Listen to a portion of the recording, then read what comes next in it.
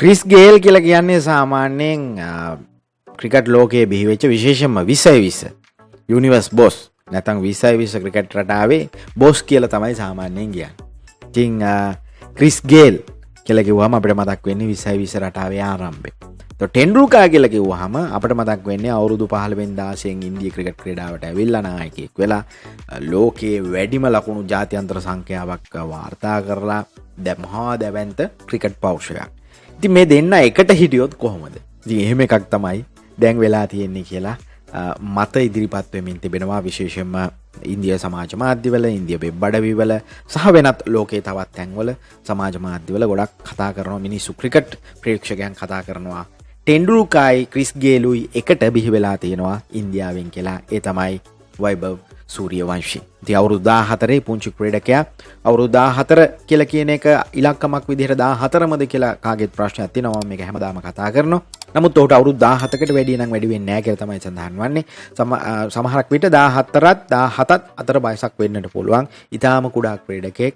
ඉතින් මේ වගේ ක්‍රීඩකයෙක් කොහොමද මෙහෙම දැවැන්ත 6 පහරවල් එල්ල කරන්නේ? 6 පහරවල් මේ 11ක් එල්ල කරනවා තමන්ගේ ශතකයට. ඉතින් මේ ශතකය පන්දු 35කින් වාර්තා කරා කියලා කියන්නේ IPL ඉතිහාසයේ දෙවන වේගවත්ම ශතකයේ බවට පත් වුණා. ඉතින් ක්‍රිස් ගේල් 2013 දී පන්දු 30කින් තමයි මේ වාර්තාව තියලා තියෙන්නේ. ඒකයි ක්‍රිස් ගේලුයි ටෙන්ඩුල්කර්යි එකට ඉන්නවා කියලා අපි කියන්නේ.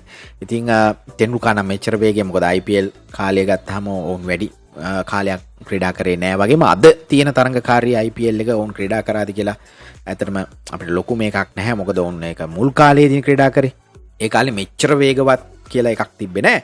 නමුත් ඔන්න කොහොම හරි මොහුගේ මේ ප්‍රහාරය නිසා රාජස්ථාන් රොයල්ස් කණ්ඩායම නොසිතූ ජයග්‍රහණයක් නැත්තම් ගොඩක් වෙලාවට තරඟය අවසන් කරගන්න බැරි වෙනවනේ. අවසාන තරඟ පහම පිට පරාජයටපත් වුණා. අනිත් කාරණේ තමයි සංජු සැම්සන් නොමැති වීම. තමයි මොහුට පින පෑදුනේ. අපි දැක්කා මේ අවසානයේදී තරඟයේ අවසානයේදී රාජස්ථාන රොයල්ස් හිමිකරුවාට වැඳලා තියෙනවා සූරියවංශී තාත්තත් ඉන්නවා කියලා තමයි වාර්තා වෙන්නේ. ඉතින් ඒ වගේ කරුණු කාරණා ටිකකුත් මෙතන තියෙනවා කියන එක විශේෂයෙන්ම කියන්නට ඕනි. ඉතින් IPL වාර්තා තමයි මේ වේගවත් මාර්තු ශතකයේ පන්දු 17කින් වයස අඩුම ක්‍රීඩකයෙකු ගහපු ඒක IPL වාර්තාවක්. ඒ වගේම පන්දු 35කින් ශතකයක් ගහලා වයස අඩුම ක්‍රීඩකයෙකු IPL වල එල්ල කරපු වේගවත්ම ශතකයේ වගේම සමස්ත T20 තරඟ ගත්තාම ඒ කියන්නේ ජාත්‍යන්තර තරඟ වෙනත් ලීග් තරඟ ඔක්කොම එකතු කරලා ගත්තාම දේශීය තරඟ ඔක්කොම එකතු කරලා ගත්තාම වයස අඩුම ක්‍රීඩකයෙකු වේගවත් ශතකයක් ලබාගත්ත සහ ශතකයක් ලබාගත්ත පළවෙනි අවස්ථාව අවුරුදු 14ක ක්‍රීඩකයෙක් කියන එක තමයි වාර්තා පොත් අතරට යන්නේ ලෝකයේම. ඒතකොට ලෝක වාර්තාවක් විදිහටත් අපිට මේක ගන්නට පුළුවන්. ඉතින් මේක තමයි ලෝකයේ ඉහළම ප්‍රවෘත්තිය බවට පත්වන්නේ 28 වෙනිදා සූරියවංශ සම්බන්ධයෙන් ලෝකයේම කතා වෙනවා. ඒ වගේම මේ ලකුණු 200ක් හඹාගෙන ගියපු IPL ඉතිහාසයේ වේගවත්ම තරඟයේ බවටත් මේක පත් වෙනවා. මොකද පන්දු වාර 15 පන්දු 5ක් තුල ලකුණු 212ක් ගහලා තරඟයක් හඹාගෙන ගිහිල්ලා නැහැ මීට කලින් IPL ඉතිහාසයේ. මේක තමයි වේගවත්ම තරඟයේ බවට පත්වන්නේ.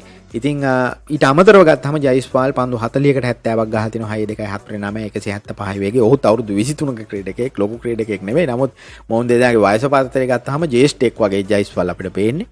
පන්දු 38කදී තමයි 101ක් ගහලා තින්නේ සූරියවංශී අවසානයේදී 6-11-4-7 වේගයේ 265යි. අති දැවැන්ත වේගයක්. ඉතින් රියන් පරාග් නායකයා 32ක් 15කට ගහලා තිනවා. එහෙම තමයි තරඟය අවසන් වුණේ. මේකේ කියන්නට ඕනි වනිදු හසරංග සහ මයිස්තීක්ෂණත් ක්‍රීඩා කරා. මයිස්තීක්ෂණ පන්දු 4 ලකුණු 35කට කඩලු 2ක් 8.75 ගානේ ගහලා තිනවා. හොඳ පන්දු යැවීමක්. වනිදුරට ටිකක් ප්‍රහාරයකට ලක් වුණා අවසාන පන්දු වාරයේදී. පන්දු වාර තුනම ඉතාමත් හොඳින් පන්දු යවලා තිබ්බ ලකුණු 18ක් විතර ලබා දෙලා තිබුණා. නමුත් අවසාන පන්දු වාරයට 6-2-3ක් වැදුනා. ඊට පස්සේ 4-39ක් බවට පත් වුණා 9.75 ගානේ වුණා. ඉතින් ඔය විදිහට තමයි කියන්න තියෙන්නේ. අපේ කට්ටියගේ කතාව කතා කරනවට වැඩිය යෝන් ක්‍රීඩකයා සම්බන්ධයෙන් තමයි මේකේ කැපිපෙන්න සිද්ධිය බවට පත් වුණේ. ඉතින් තවත් ක්‍රිකට් තරුවක් ඉන්දියාවට හොයාගත්තා කියන එක අනිවාර්යෙන් කියන්නට පුළුවන්. මොහු ඉතාම ඉක්මනින් වාර්තාගත වයසක ඉන්දිය ක්‍රිකට් ජාත්‍යන්තර ක්‍රිකට් වරම් ලැබපු ක්‍රීඩකයෙක් බවට පත් වේ. මට හිතෙනවා මේ අවුරුද්දෙන් මේක සිද්ධ වෙයි කියලා.